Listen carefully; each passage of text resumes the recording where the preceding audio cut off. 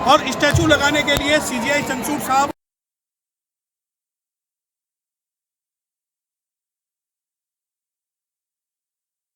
राष्ट्रपति द्रौपदी मुर्मू, जिन्हें की नई पार्लियामेंट के इनॉग्रेशन तक में नहीं बुलाया गया था, आज उन्होंने अपने संवैधानिक अधिकारों के तहत आज सुप्रीम कोर्ट के बीच में बाबा साहब की स्टैचू लगाई।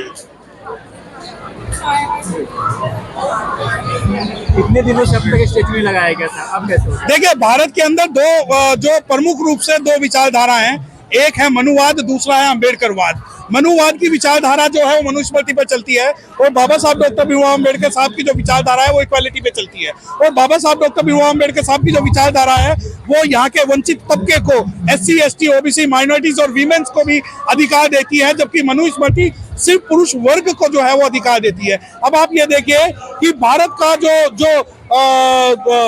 26 नवंबर 1949 जो लॉ डे है वो इसलिए सेलिब्रेट नहीं किया जाता क्योंकि उस दिन बाबा साहब डॉक्टर भीमराव अम्बेडकर साहब ने संविधान को 2 साल 11 महीने 18 दिन में बनाकर तैयार करके जो राष्ट्रपति राजेंद्र प्रसाद जी को सौंपा था। परंतु आज आजादी के बाद आप ये देखिए कि भारत के अंदर मनु महाराज की मूर्ति लग सकती है, लेकिन बाबा साहब डॉक्टर भीमराव अम्बेडकर साहब की स्टैचू लगाने में सुप्रीम कोर्ट में 75 साल लग गए। आप कैसे बीजेपी सरकार में संविधान खतरे में है, कैसे? देखिए, मैं बीजेपी या कांग्रेस का ना तो समर्थक हूं, ना ही मैं ये कहता कि बीजेपी, क्योंकि ये दोनों ही सरकारें जो हैं वो वंचित तबके के खिलाफ काम करती हैं।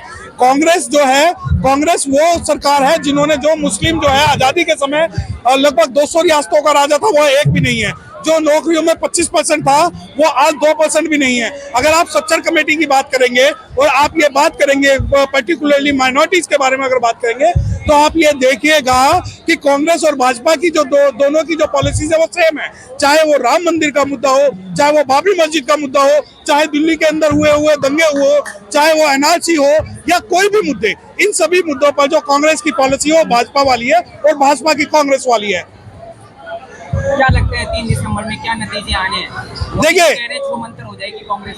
देखिए, ना तो मुझे मैं मोदी का मैंने बताया, ना मोदी ना कांग्रेस, ये दोनों ही भारत देश के लिए जो है नुकसानदेह है, और इन दोनों को हटा के वंचित तबके की, बहुजन समाज की और माइनॉरिटी समाज की जो लोकतांत्रिक तरीके से जो सरकार बना सके, मैं उसका पक्षधर। मायावती सोई हुई है?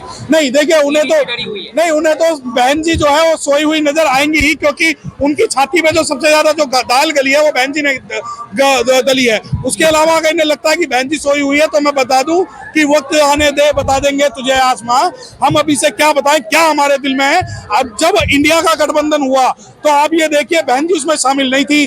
तब तो इंडिया गठबंधन कहता है कि भाजपा की बी टीम है बहुजन समाज पार्टी, और NDA कांग्रेस की बी टीम बताता है। परंतु जो सोना और जागना वो सभी चीजें 3 दिसंबर और 2024 में आपके सामने आ जाएंगी।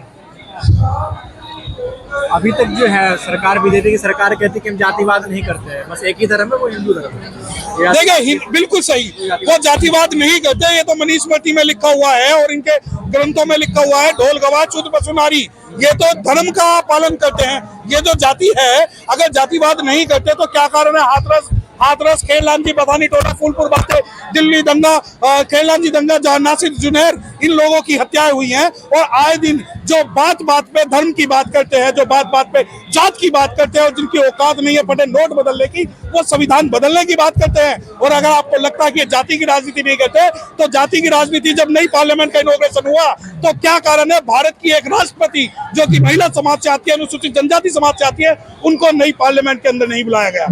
क्या ये जातिवाद नहीं था? जो भारत के जो राष्ट्रपति हैं रामनाथ कोविंद जी, जब वो एक मंदिर में गए तो उनको और उनकी पत्नी के साथ जो है धक्के मार के बाहर निकाल दिया गया। अभी इस मंच से पायल ताड़वी की बात हुई, उसको जो सुसाइड करने पर मजबूर किया गया, वो जातिवाद नहीं था? क्या रोहित वेमुला की जो मौत हुई थी वो जातिवाद नहीं था? क्या जाति के नाम पे आरक्षण पर जो आप कटुराघात करते हो, ये जातिवाद नहीं है? अगर आप ये सोचते हो कि आज हमारी जबान काट दोगे बोलने पर, वो तो ऐसा पॉसिबल नहीं है कि वो है ना कि हमारे मुंह में तुम्हारी जबान थोड़ी है।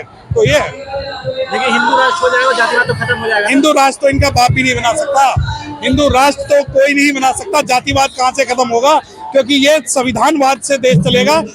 India, that is Bharat, Bharat is the union of the state, and India means we the people of India, we means SC, ST, OBC, minorities, and all the persons who are residing within the territory of India, they are citizen, and India will be back India for the citizens of India। कोई हिंदू राष्ट्र नहीं है। लेकिन लोग भी जो है